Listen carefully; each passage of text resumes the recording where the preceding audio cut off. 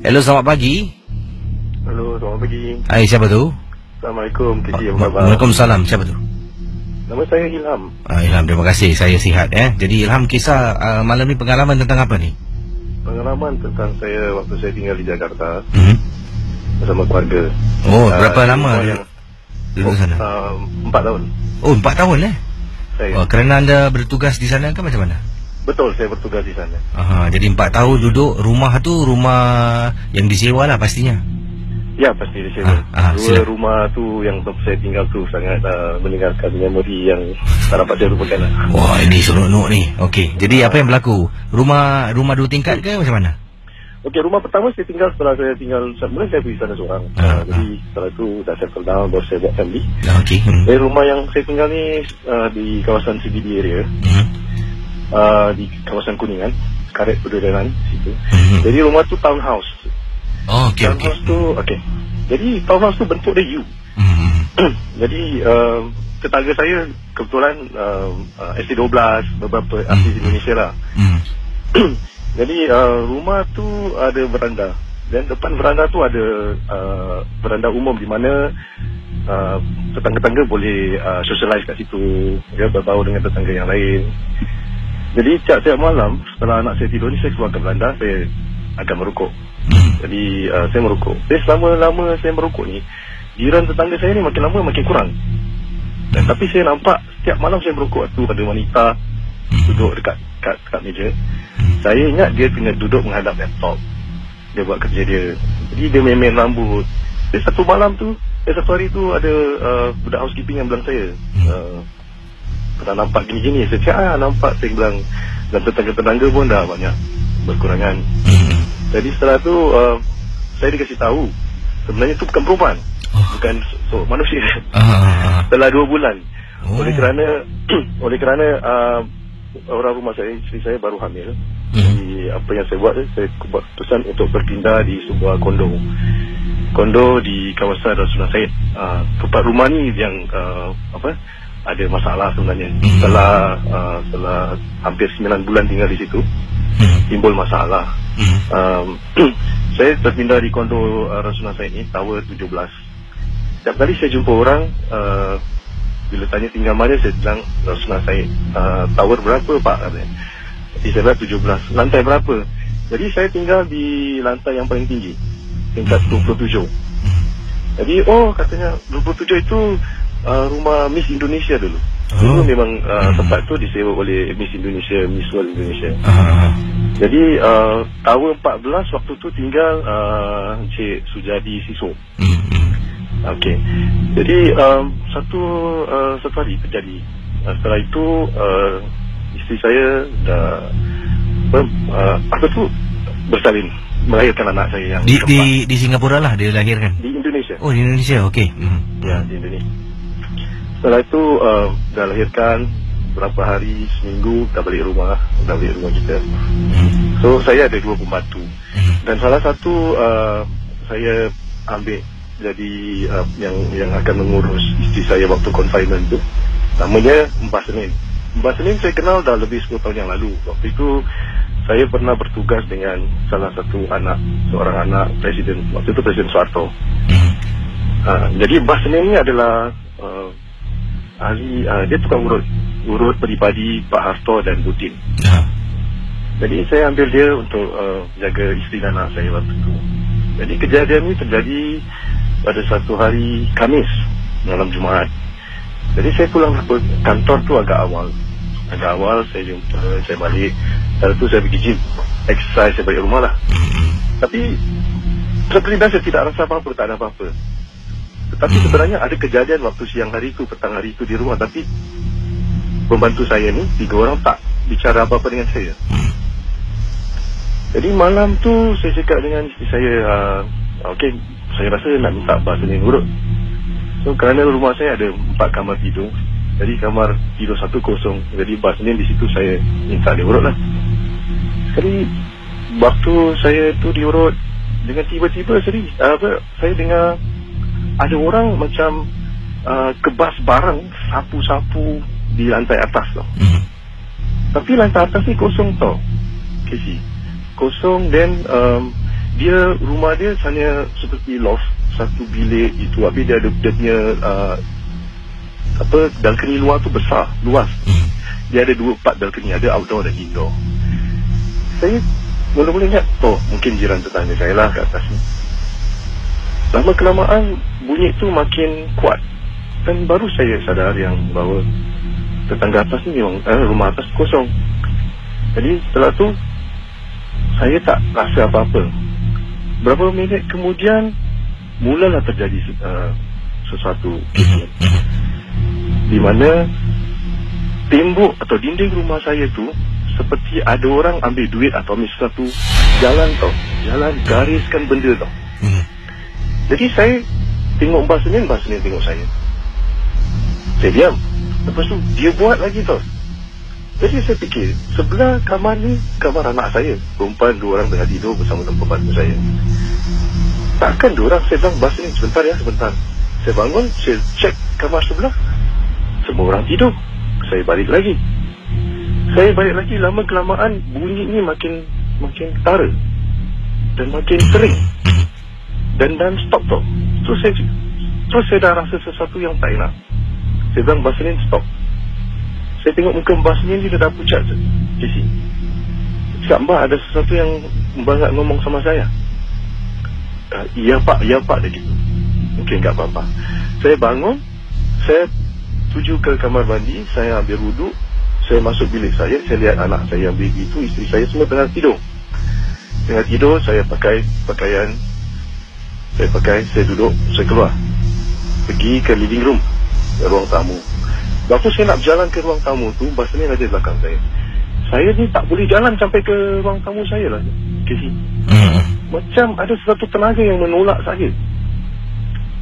Tapi dalam perjalanan itu saya istighfar, saya baca surah-surah yang tertentu, saya bilang dengan Mbak Senin, Mbak, tunggu sebentar ya, jangan ke sana.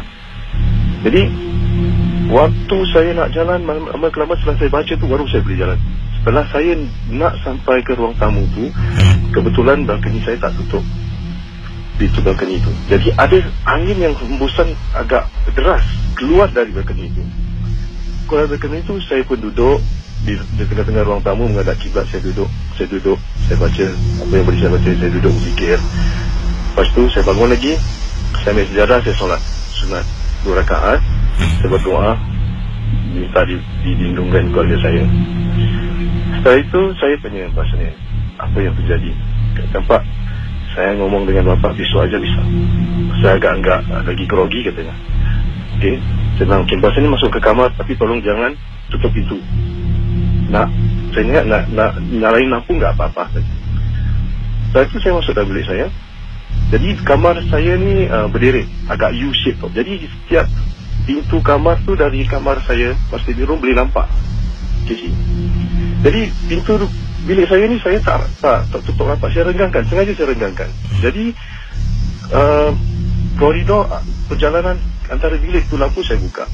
Lampu living room pun saya buka, tapi lampu malap lah. Jadi waktu saya duduk tempat tidur, anak saya kat sebelah anak saya, isteri saya nampak kelibat ulang alik kat ruang tamu. Dan saya pun rasa macam apa ni ya? Tapi saya tengok anak saya baby ni okey, dia cuma menggeliat sikit ya. Dan saya tengok ada bayang-bayang kat depan bilik Mbak Senin ni. Jadi saya tengok, saya confirmkan lah, ini bayang-bayang siapa ni? Rupanya bayang-bayang Mbak Senin. Dia takut dia tak nak baring, dia duduk. Jadi bayang-bayang dia nampak, dia bergerak-gerak. Okey, so saya tahu itu dia. Tapi setelah saya duduk menghadap pintu lagi, kelibat ni lagi sekali. Dia ulang, dia pergi, dia balik tau. Jadi saya dah baca masih gitu. Jadi saya timbul rasa emosi saya terpancing. Dan saya bangun, saya berdoa, saya bilang, lindungi saya akan berhadapan dengan situasi ini. Saya buka pintu, saya renung ke depan, saya cakap straight. Saya cakap, apa yang kau nak sebenarnya? Kalau ni tempat kau, sorry, ini pun tempat aku tinggal. Mohon maaf, saya ada anak-anak. Siapa kamu? Kerana saya dah terlalu emosi, kerana saya fikirkan keselamatan anak-anak saya, keluarga saya. Kebetulan bila saya bicara dengan itu, Mbah Senin ni pun keluar. Dia keluar, saya nampak dia berjalan. Sekali dengan depan mata saya, Mbah Senin sebagai saksi. Kes itu tak apa yang saya nampak. Anak kecil lah, kes. Anak kecil rambut panjang, dalam keadaan yang sedih. Kita boleh merasakan emosi dia tu sangat sedih. Dia berpakai baju ala-ala kat mana, merah-merah pink gitu kan, macam batik-batik. Saya tengok budak ni kulit dia macam putih-putih gitu, lawak. Tapi dia sangat sedih gitu. Jadi saya tanya, tolonglah jangan ganggu di sini, pergilah. Ini bukan tempat permainan, ini rumah saya, saya tinggal di sini. Saya berbuat. Akhirnya setelah saya cakap berapa minit gitu, saya ulang-ulang benda yang sama, tolonglah. Saya bilang, jangan ganggu, saya tidak ganggu kamu, kamu jangan ganggu keluarga saya. Dia pergi arah ke balkoni, tak tahu ke mana. Saya keluar, saya tengok tak ada. Saya masuk balik sampai pagi. Saya tanya dengan Mbah Senin, apa yang terjadi petang tu. Jadi petang tu terjadi gini, Sisi. Waktu saya pulang dari kantor, saya lihat Mbah Senin ada di balkoni, lagi minum kopi, lagi pakai handphone. Dia telefon suami dia. Jadi waktu sebelum saya pulang tu, Mbah Senin buat kopi, taruh di balkoni. Dia masuk dalam kamar, ambil handphone, dia keluar lagi ke balkoni. Kopi dia habis, Casey. Kopi dia habis. Dia tanya pembantu saya dua lagi, kamu minum kopi saya? Enggak ada. Enggak, siapa yang minum kopi gitu kan. Dia masuk, dia buat kopi, dia taruh. Dia berbual dengan suami dia kat handphone. Dia masuk kamar, dia taruh handphone, dia keluar, kopi dia habis lagi ya, Casey. Jadi tanda tanya, tapi dia tak bicara dengan siapa-siapa. Dia tidak bicara dengan siapa-siapa soal tu. Jadi lepas tu saya teringat flashback. Setiap kali pagi saya turun tanggal 17 tu, sampai di lobi bawah tu ada security post dekat lobi tu. So ada satu bapa ni, nama dia Pak Hassan. Dia salah satu assistant chief security. Jadi dia in charge of tanggal 17. Pak Hassan, pagi, gimana Pak, aman? Setiap kali dia akan tanya saya, macam mana rumah ni, okey tak okey? Setiap kali saya akan tanya okey. So, the next morning tu, saya turun depan rumah dia. Saya turun bawah, saya tunggu Pak Hassan. Saya bilang dengan saya punya staff, kau tak boleh ambil aku di office. Tak usah jemput saya, nanti biar saya ke kantor sendiri. Saya tunggu Pak Hassan, dia pergi breakfast, dia pergi briefing, everything. Saya tunggu. Saya bilang, tak apa-apa, saya tunggu sini. So, staff dia yang lain dah agak tak senang lah. Something is wrong. Kenapa Pak? Ada bapa yang ada orang yang ganggu bapak atau apa? Enggak. Saya mau bicara santai aja. Saya jumpa Pak Hassan. Pak Hassan, saya bilang, mohon maaf sebelumnya, saya ingin bicara dengan Pak Hassan. Selama ini, kita ketemu setiap pagi ni Pak. Bapak sering bertanya ke saya, Pak Ilham, gimana kabarnya? Gimana kondisi rumah, situasi semua aman? Kenapa Pak? Dia tengok saya terus, dia dah sense, Sisi. Kenapa Bapak sudah mulai ada gangguannya? Benar Pak Hassan, benar ada gangguan. So saya ceritakan dia lah apa yang terjadi tadi malam, gitu gini. Iya Pak, benar Pak. Dia kata, memang ada. Pasal every time dia tanya saya, saya tanya, siapa budak tu? Rupanya cerita dia ada sejarah kat situ. Dulu yang tinggal rumah tu ada antara pembantu dengan majikan. Majikan dia dah menghamili pembantu dia. Majikan dia dah menghamili pembantu dia. Dan dia takut diketahui oleh isteri atau keluarganya. Dia dengan melakukan mungkin aborsi di situ, atau setelah aborsi mungkin prosesnya tak dijalankan dengan betul atau bagaimana kan. Jadi mungkin Pak Hassan cakap anak itu adalah anak kecil yang bapak lihat itu. Dan bapak bukan seorang aja. Dulu kan punya Miss Indonesia yang tinggal di situ. Dia juga dia lihat, makanya dia buru-buru keluar gitu. Putus kontrak lalu keluar gitu. Oh, saya bilang, maka itu Pak Hassan setiap pagi tanya saya, gimana sikon Pak, bagaimana sikon? Ya, situasi kondisi biasa aman-aman Pak. Jadi 3 hari baik 3 hari, genap 3 hari saya keluar dari rumah tu. Saya pindah sama-tawa dengan sejadi siswa. Jadi itulah pengalaman saya dan sana waktu lepas pindah satu rumah kan. Ada satu macam-macam terjadi. Yang terakhir itulah yang saya pindah ke tahun 14 ni rumah orang Kristian. Tapi alhamdulillah sampai saya habis kontrak 4 tahun kat sana aman, tak ada apa-apa, alhamdulillah. Saya sangat bersyukur. Tapi itulah pengalaman saya, tak sangka yang budak kecil tu boleh saya nampak, bukan secara fizik tau Cici. Dia agak-agak kabur nampak, tapi nampak, kita nampak dia dalam keadaan raut dia yang sedih, muka dia yang sedih tu, seperti ingin menyampaikan sesuatu. Seperti Pak Hassan bilang, mungkin dia ingin menyampaikan bapak sesuatu. Dia ingin punya keluarga, lagi bapak punya anak-anak yang kecil, dia suka bermain gitu kan. Makanya dia ada, tapi dia enggak mengganggu Pak. Saya bilang memang enggak mengganggu Pak, tapi kerana saya punya anak-anak kecil kan, agak kurang nyaman saya bilang itu. Ya, itu dia sisi saya. Jadi anda dah tak berada di Indonesia lagi untuk bekerja, dah balik Singapura lah.